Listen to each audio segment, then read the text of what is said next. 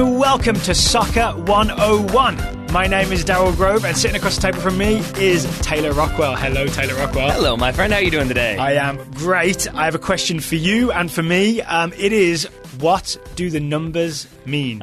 People always ask, in soccer, what do the numbers mean? Like Hurley on Lost or like Jim Carrey in that movie. People want to know what the numbers mean. Topical references to start today's show. It's a timeless show. I suppose. I feel like I still remember most of them, so I'll stick with you. Do you remember the number in the Jim Carrey movie that he was obsessed with? 23. 23, yeah. The answer was Michael Jordan. Today's show is going to address the thing that a lot of people want to know about soccer is when we talk about a number 6, he's a great number 6, or, look at that number 8 go. Look at that number 10 creating. Look at that. He's a classic number 9 scoring all those goals. People wonder, what are you talking about? I think you just did it right there really fast. Well, that was the short version. So if people just want to listen to the first minute of the show, I guess. And we're done. And we're done. Oh, no. We're going to go much deeper. We're going to explain what each of those roles actually requires, what it means to be a number 6, for example. And then later in the show, we're going to do a brief version of the etymology, he said, using a fancy word, like how that role is actually came to be known as the number 6 role. I dig it. I'm down for it. We're going to spend at least 45 minutes on the number 12, right? Number 12 means you weren't quite good enough. There we go. To get in the team. Actually, you raise a good point to start the show, is that now, I think an important thing for people to remember, especially if you're new to soccer, is that the players don't actually wear these numbers for the most part. Not so much. Because soccer has gotten so big, there are gigantic squads, people wear numbers way beyond 11. Yeah. Numbers aren't available when you join a team. So you will rarely, I want to say rarely, see these players with the actual number on their back. I mean, yeah, you'll find, like, usually if it has, like, specific relevance to a team or a national team, maybe. But I think the biggest thing is that a lot of this was formed around a time when you didn't have substitutions, when you recycled the numbers every single game. So you only had 1 through 11 to choose from. So we're essentially describing positions rather than the player wearing the number. Exactly. Okay, you ready? Shall we start with the one I think that causes the most confusion, maybe because it's the most referenced and the least understood? Okay. The number 6. What does it mean when we say number 6? Kind of a variety of things, but I think most traditionally it would be the most defensive of your midfielders. Yep. I would look at it as the one who is kind of sitting in front of your back 3, back 4, what have you. In front of your defence. Yes, shielding that defence is your number 6. And maybe like behind the rest of the midfield. Yeah. That's why it's a position that is called out specifically, is that you are deeper than the rest of the midfield, but you're not a defender. That's the very basic definition. But I think you and I both agree there's not just one type of number 6, right? You can break it down into various... The number 6 describes the spot on the field, but it's what you do there that counts, right? You can be a destroyer, you can be a regista, to use an Italian, I think, term, or you can be a pivot. Yes. So should we go through maybe what each one of those things is and maybe some examples of famous players who have performed the role? Sure. And I guess we can go in the order that you started. So maybe Destroyer first. Yeah, Destroyer. And I think that's probably the one that maybe most readily comes to mind when you think of a number 6. Yeah. And I feel like the person who most embodies that in my mind... Whose face are you seeing? It's Claude Makélélé. Yes, Claude Makélélé. So much so that in England this was just called the Makélélé role. Yep. Before it was ever called a number 6. Indeed, yes. So that would be with Chelsea, and he did some destroying. So what do you mean by destroying? Yeah, so it's like you can have what is he destroying? Is it buildings? Yeah, everything. You know, whatever comes in his way, Hulk smash sort of situation. No, it's more that I think he is the more like he again is like deepest, most defensive, but is the one who's going around making plays, making tackles, putting a foot in, winning that ball back. It's a kind of like the dynamic defensive performance, locking down the middle. Yeah, and like obviously good on the ball, can spring a pass, take a shot, but it's much more about winning that ball back and reestablishing possession. And I would say good on the ball in terms of good enough to be a professional footballer. Yeah. But the classic thing with a Makélélé style number 6 destroyer is that really his job was to give the ball to someone else. Yep, right. Pretty much. For the most part, he's great. He's got a touch. He can pass. Yeah. But often his job, like when he plays for France, it's to pass it to Zidane. When he plays for Chelsea, it's to pass it to Lampard or somebody else to get the play moving. Yeah. Yeah. And I would almost think of like their orientation. And for the destroyer, in my mind, they are much more defensively oriented. Yeah, that it's about shielding that defense and kind of like putting out fires as they pop up. And then you've got like other players who come in and rebuild after the fire is out. They rebuild possession for you. We'll get to those guys in a second because we got to talk more different number 6s. More different number 6s. All right, so there's your Makélélé, your destroyer number 6. The other, the fancier type of number 6, the number 6 that maybe holds a glass of wine as he wanders the field, is the regista. The regista is essentially... Is it fancy because you're using an Italian expression? Is that naturally what makes it fancy? Well, it's more that they don't have to do the dirty work, right? So in terms of position, it's still ahead of the defence, behind the rest of the midfield. But your job is not so much putting out fires. It is creating beauty. Right, it is the regista's job is to spray passes around the field to like pass and move and get things going. So it's almost like you're in the same spot as the destroyer, but your job is to create. That'll make sense to me. My one outstanding question for you then is, why are we still calling this a regista and not just an Andrea Pirlo? He's the best example. Yeah. Easily, Andrea Pirlo is the best example of a regista. In my head, he's there's no one else touching him in terms of not being really tasked with doing anything else and just being fully invested with the authority to create from deep. All right, I'm going to go like even more hipster because that's what the show's all about, I think. When you think Andrea Pirlo as the regista, are you thinking him with Juve or him with Milan? Yes. Okay. And Italy.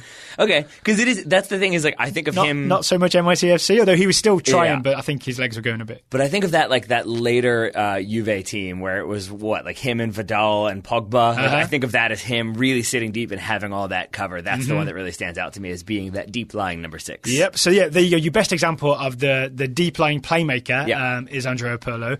The other sort of phrase that gets used for a number 6 is again same position, ahead of the defence, behind the midfield.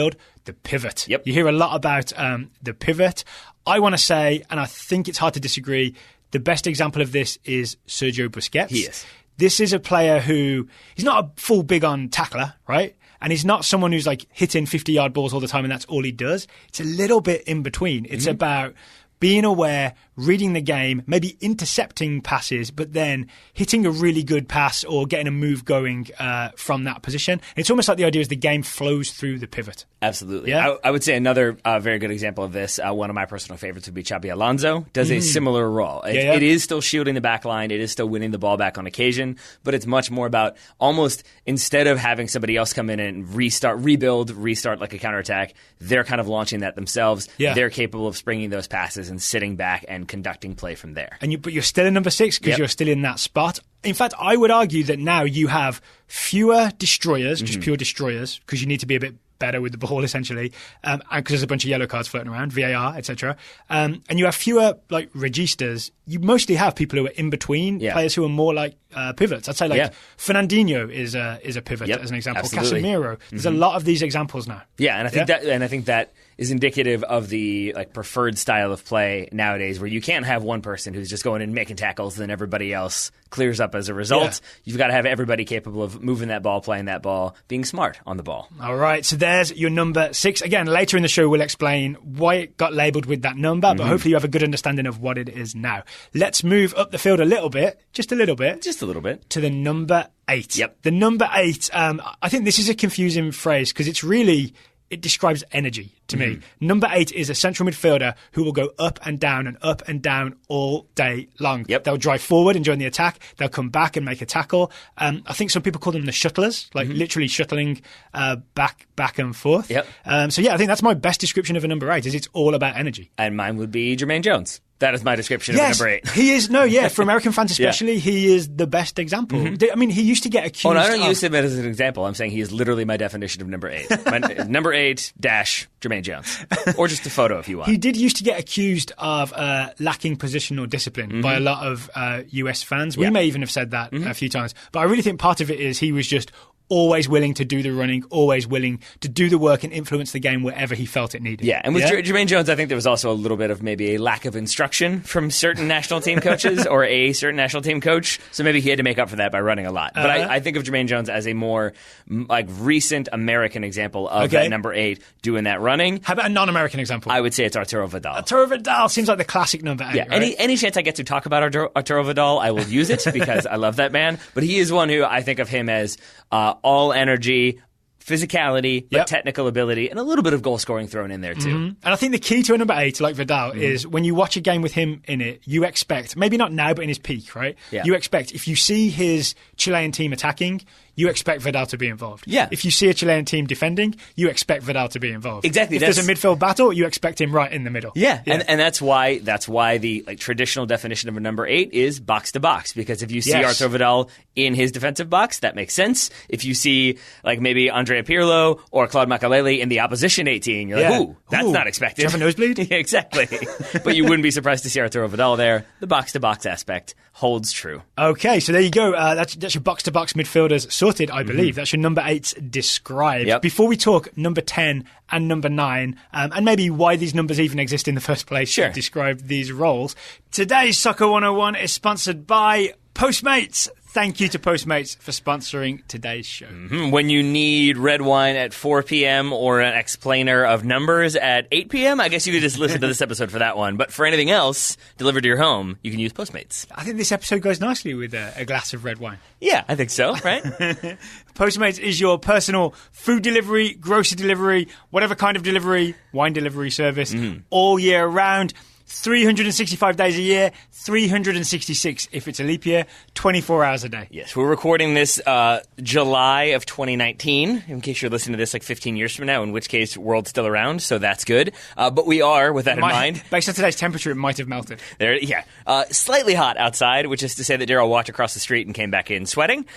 So if you don't want to have to walk across the street, let alone drive all the way to the grocery store, Postmates can deliver all of those items to your home, or you can just get individual meals delivered, and then you don't even have to do any cooking. It would take some gall to have Postmates delivered from across the street, though. I mean, it would. I don't think that's a good I'm not use. opposed. That's not a great use of Postmates. I would go for something that's at least a short walk. I don't know. I mean, it can be real hot out there, and maybe we just want to avoid the sun at all costs. Okay, next time I'm doing that, though, I'm going to get Postmates to deliver it across the street. There are those summers that we spend every day in studio. We don't see much sunlight. We get a little bit pasty, and then, you go outside for 10 minutes. Maybe suddenly you turn bright pink. We don't want to get burnt, Daryl. You don't want to get burnt. The great thing about Postmates is when you open up the app, you really can search for anything, right? You can type in burritos, or you could type in a store you want or a specific local restaurant that might be your favorite. Here in Richmond, I'd be putting in 8.5. I think that's a fair thing to put in. Would you put in 8.5 or would you put in 821? Oh, I also like 821 Cafe. It's very confusing to me. I'd have both of those. I make that mistake every single time.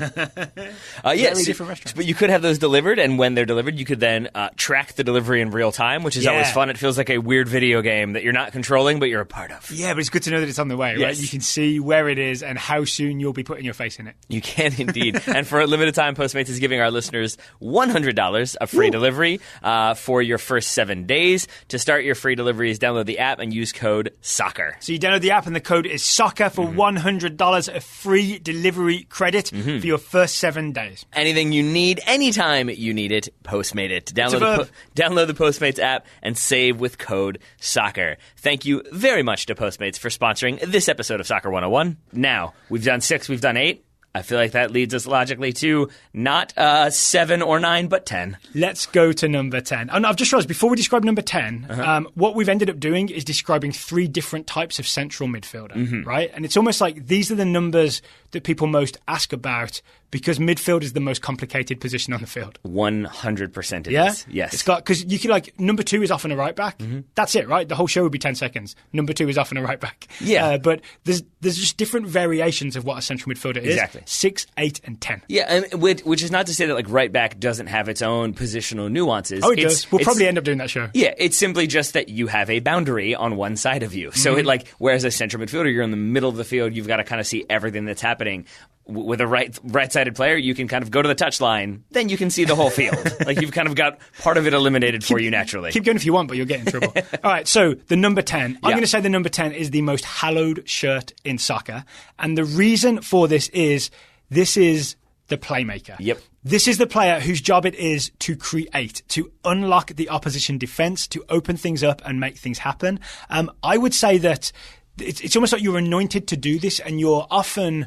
Maybe not so much now, but you're, to some extent, absolved of defensive responsibilities. But that comes with even more pressure because your job then becomes so important. And your team's performance can live or die on your performance. Yeah. That's the number 10 shirt. That's why it's the most popular shirt. Players will fight over it. Exactly, because if you're basically told you don't need to worry about these 3 things, then it means you better worry about everything else that much more, because that's what your responsibility now is. I would argue the job of the number 10 is when you get the ball, the other team better be going oh no. Yep.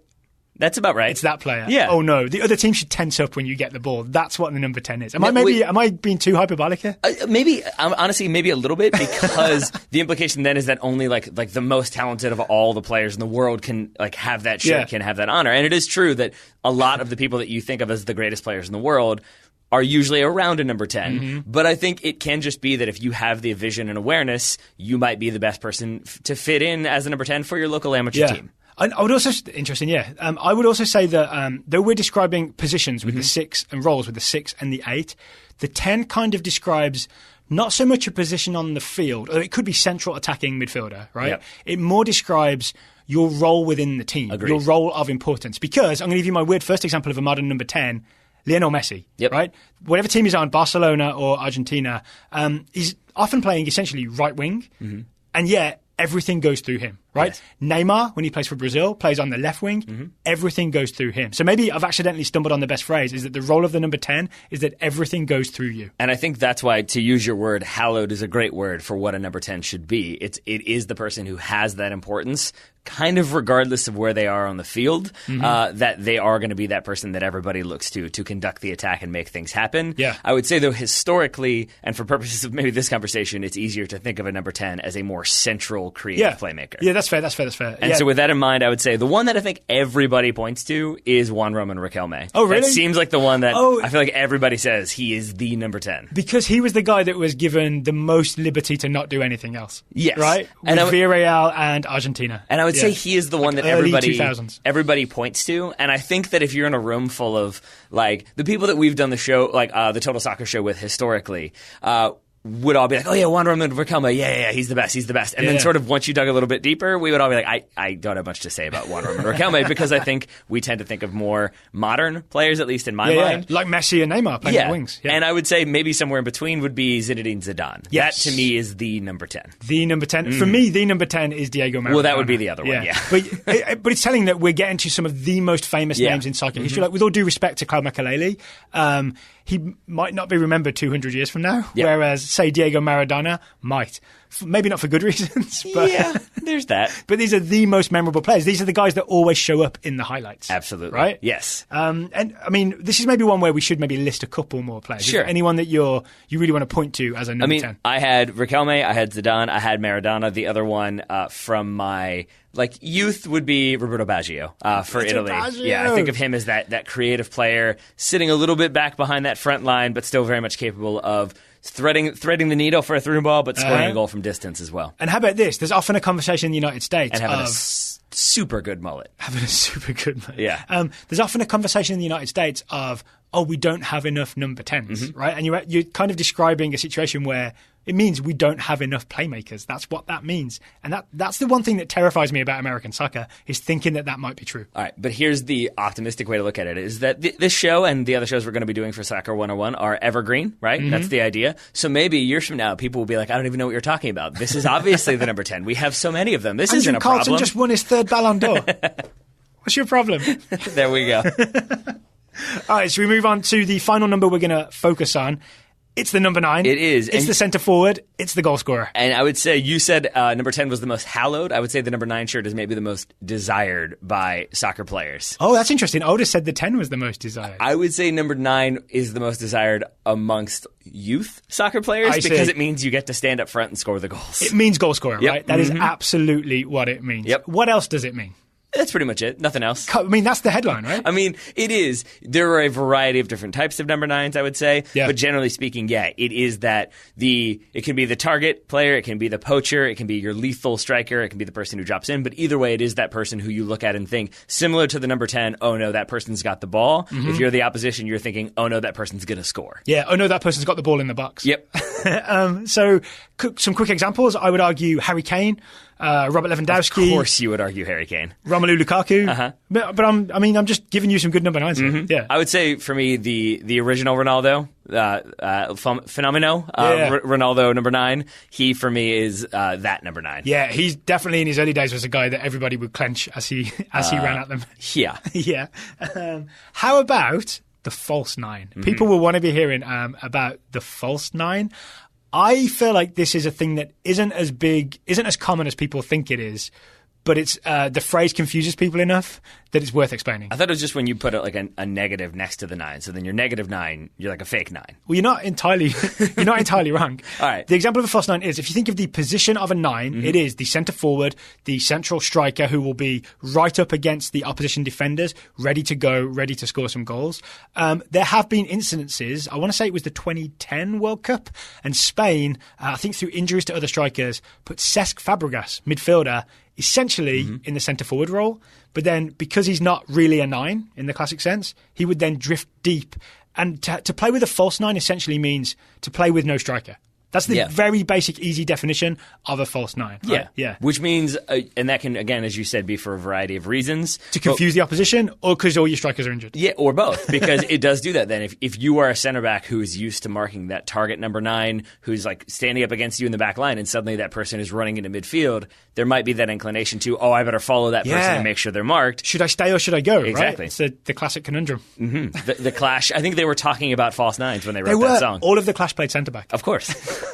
Against Cesc Fabregas. Joe Strummer, known for his defensive abilities. Yep. Okay, so we've described the 6, the 8, the 9, and the 10. Yep. It is true that other positions are available, and have numbers that describe them, right? You could say that the number 7 basically means right wing. Yep. Say David Beckham. Number 11 basically means left wing. Yeah. Say Ryan Giggs. For example, with a very Manchester United example. I'm okay with that.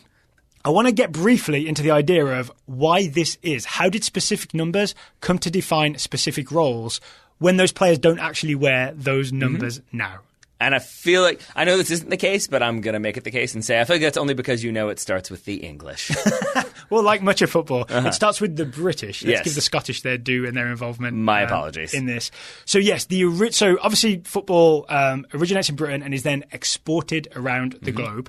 When it's exported, this is late 19th, early 20th century. As it's exported around the globe, it's exported and introduced to people as, there's this game, association football, and the formation you play is 2-3-5. Literally, 2 defenders, 3 midfielders, 5 attackers. Yes. And so the numbering system, when it was like this, went essentially from back to front, right to left. So number 1's your goalkeeper, 2 and 3 were your defenders, 4, 5, 6 your 3 midfielders, and then right to left, 7, 8, 9 in the middle, and that's where that stayed, 10, 11 on the left, and that's where that's stayed. And essentially what has happened is, over time, various countries, various nations have deviated from the 2-3-5. A little bit. Certainly don't see it very often anymore.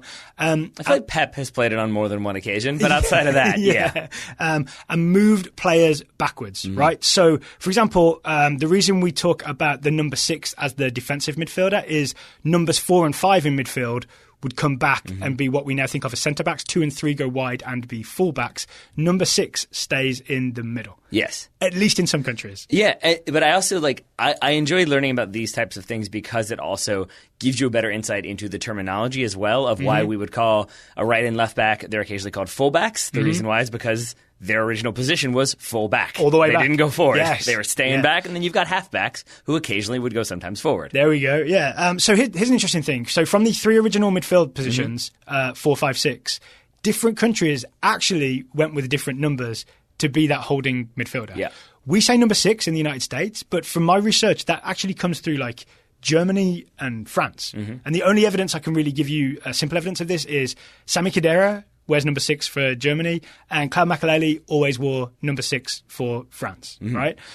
But if you go look at England, it's actually number 4 ends up being the guy that stays. In Brazil, number 5 is the guy that stays in midfield. So it's different in every country because people didn't go back and check with the British people that brought the game over and said, we're going to move this guy back. Is it okay if we give him this number instead? Yeah. They just did it. So things changed throughout the world. It's also the case that, we're talking about, as you said, like 1930s thereabout, you don't have nearly as much connectivity, obviously, as you do to this day. So then even if it's why we have different accents in different countries. It's because once you send a thing to another place, it's going to evolve in that place on its own. So then it's going to grow and change as it does. And then when it interacts with other teams, it can be hugely problematic if suddenly you have never seen what that team is suddenly doing. My favourite thing is that because they're the two extreme poles, number 1, the goalkeeper, and number 9, the centre forward, never changed. Nope. Because you can't really move the two extremes. Not so much. Yeah? I think Cesc Fabregas tried, but didn't catch on. I think it was like Argentina and maybe the Dutch experimented with just doing numbers based on alphabetical order. So you would have various people. I forget. FIFA were not thrilled, right? No, they were not. But yeah, so you would have like your outfield players wearing number 1. It was a little strange. There's also a couple of weird ones I found. In Brazil, the left back is number 6, right? And the holding midfielder that we talked about at the top of the show is actually the number 5. So, and they call it, it means the steering wheel. Volante, I think. The steering wheel is the number 5. Of course. And it was just a case of when they went to a back 4, they moved the number 6 to left back. Yeah. Just because. And that's why Roberto Carlos always wore number 6. I like it. Yeah. See, you learn new things.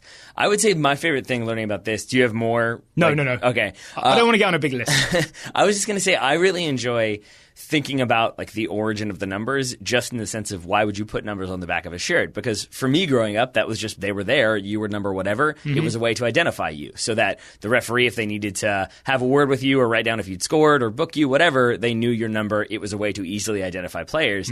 It kind of never occurred to me until we started doing this research that I think it was Herbert Chapman was the first one to have his players wear numbers on the back of their shirts Arsenal against Sheffield Wednesday in 1928 is what my research has right here.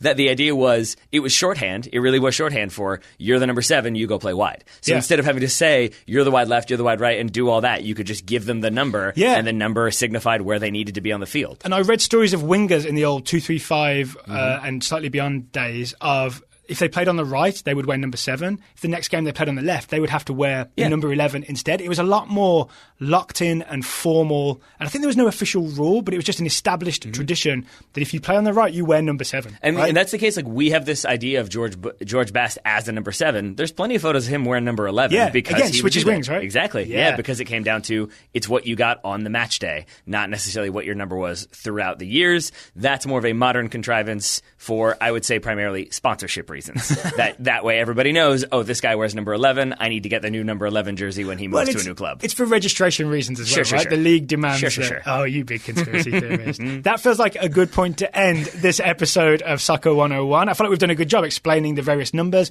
and how they got there. Hopefully the folks at home feel the same. Still can't explain that Jim Carrey movie. And Hurley's numbers, I guess there was no answer in the end. 4, 8, 15, something, these 16, numbers? 23, 42, I think it is, yeah. Wow. I feel like that's what it might be. Daryl can attest I have not looked at my phone or a computer since we started recording.